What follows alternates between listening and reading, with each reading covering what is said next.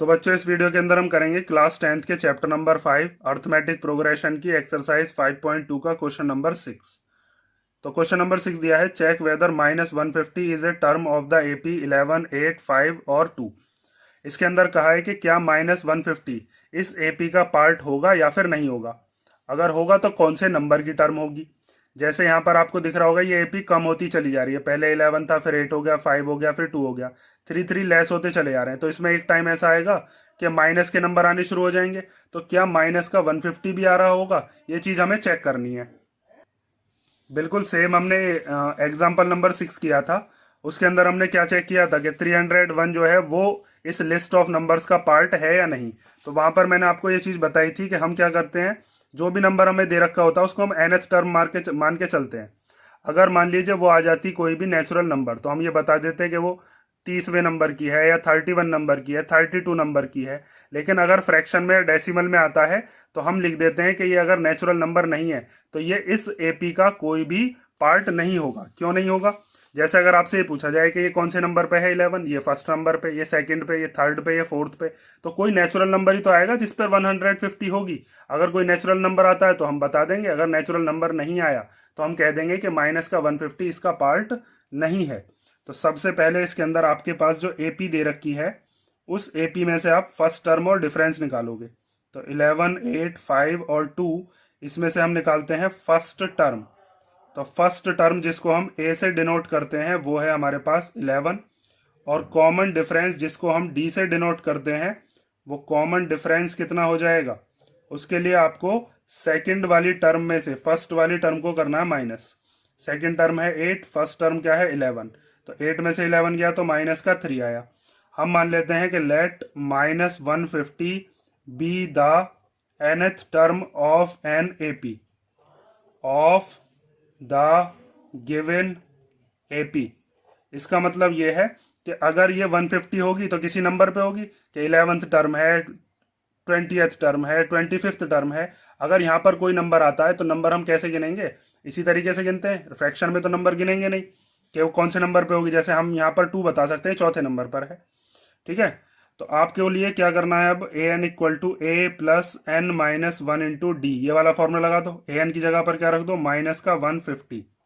ए की जगह पर क्या रख दोगे, ए की जगह है 11, प्लस फिर n -1 में n हमें फाइंड आउट करना है, और d की जगह पर क्या रख देंगे हम, मल्टीप्लाई में माइनस का 3, क्योंकि यहाँ पर मल्टीप्लाई होता है।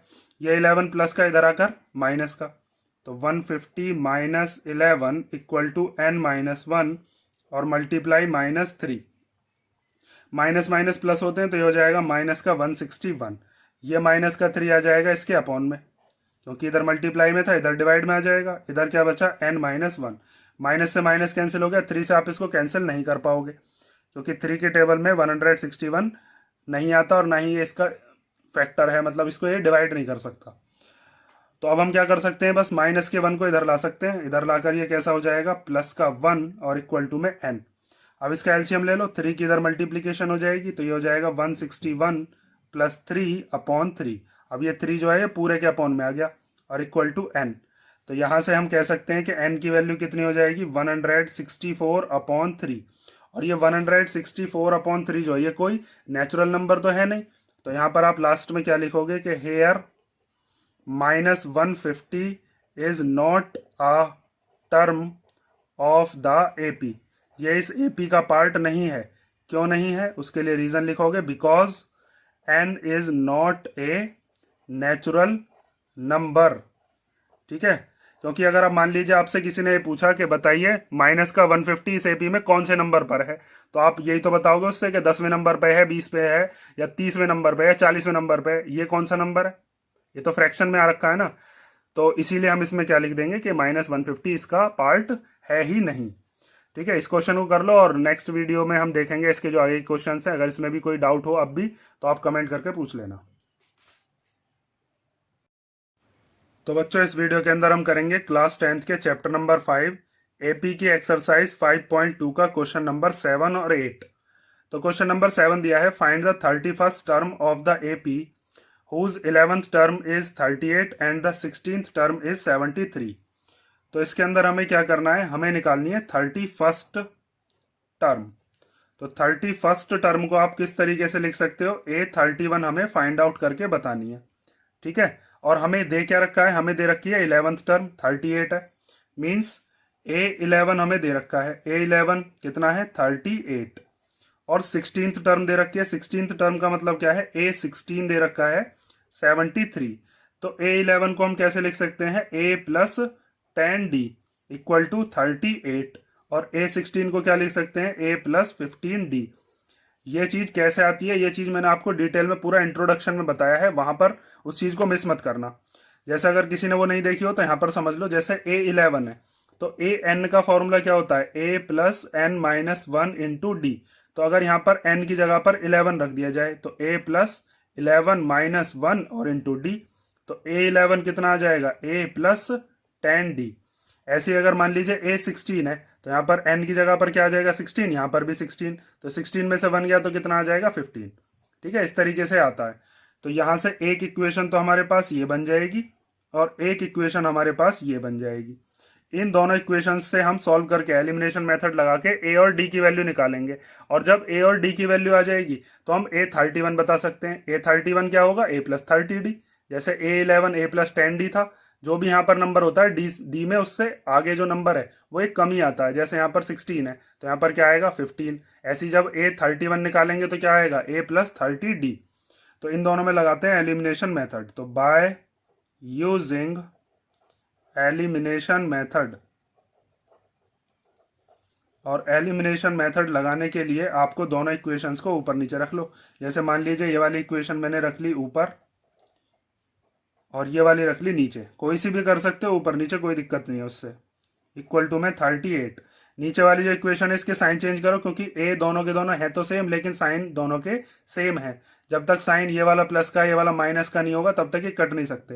तो ये माइनस का तो ये भी करना पड़ेगा, इसका साइन प्लस का है तो ये भी माइनस का। 38 क्या है, कोई साइन नहीं है तो प्लस, यहाँ पर भी कितना हो जाएगा माइनस। ए से ये कैंसिल हो गया, 15D में से अब 10D को माइनस करेंगे क्योंकि अब इसका साइन ये नहीं है ये है, तो 15D में से 10D जाकर कितना बचेगा 5D।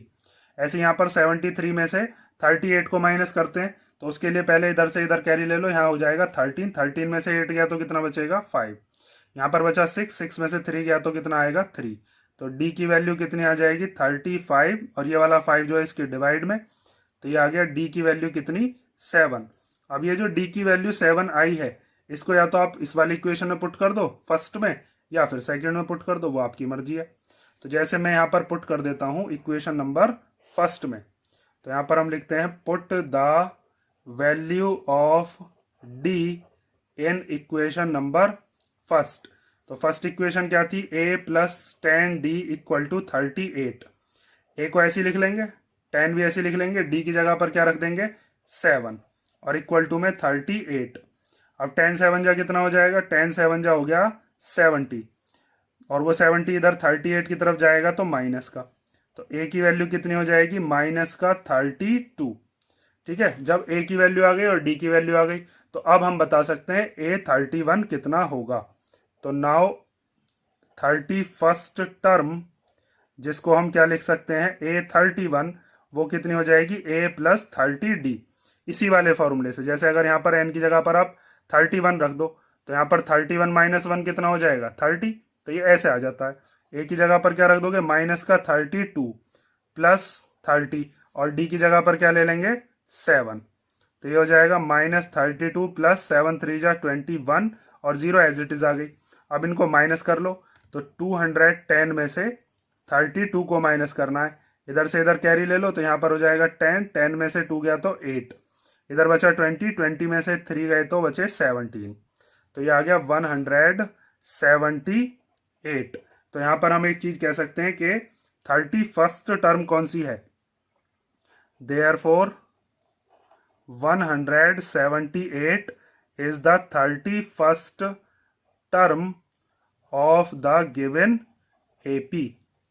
ठीक है, ये हो गया आपका क्वेश्चन नंबर 7, और अब हम देखते हैं क्वेश्चन नंबर 8। तो क्वेश्चन नंबर 8 दिया है AAP consist of 50 terms of which third term is 12 and the last term is 106, find the 29th term. Means एक एपी के अंदर टोटल कितनी टर्म्स हैं 50, उनमें से थर्ड टर्म कौन सी है 12, और जो लास्ट वाली टर्म है वो कितनी है 106। तो जब एपी में टोटल 50 टर्म्स हैं और लास्ट वाली टर्म 106 है तो 50वें नंबर पर ही तो होगी।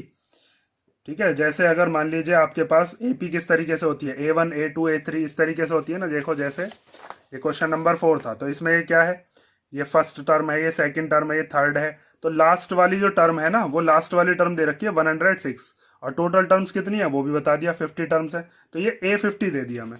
ठीक है, तो देखो अब आगे सबसे पहले आपको क्या लिखना है इसमें, टोटल नंबर ऑफ टर्म्स कितनी है, टोटल नंबर ऑफ टर्म्स वो दे रखी है 50। उसके बाद हमसे बताया कि थर्ड टर्म कितनी है 12 और जो लास्ट वाली टर्म है वो कितनी है 106। लास्ट टर्म मतलब A50 वो कितनी है 106 और हमें क्या फाइंड आउट करना है A29, 29th वाली टर्म क्या होगी। तो बहुत इंफॉर्मेशन दे दी इसी से ही, जैसे A3 है इससे और इस वाले से A50 से, इन दोनों से हम A और D की वैल्यू निकाल लेंगे और वो उसको यहाँ पर पुट कर देंगे। जैसे A3 को हम क्या लिख सकते हैं, A3 इक्वल टू जो 12 दे रखा है, A3 को हम लिख सकते हैं A+2D इक्वल टू 12।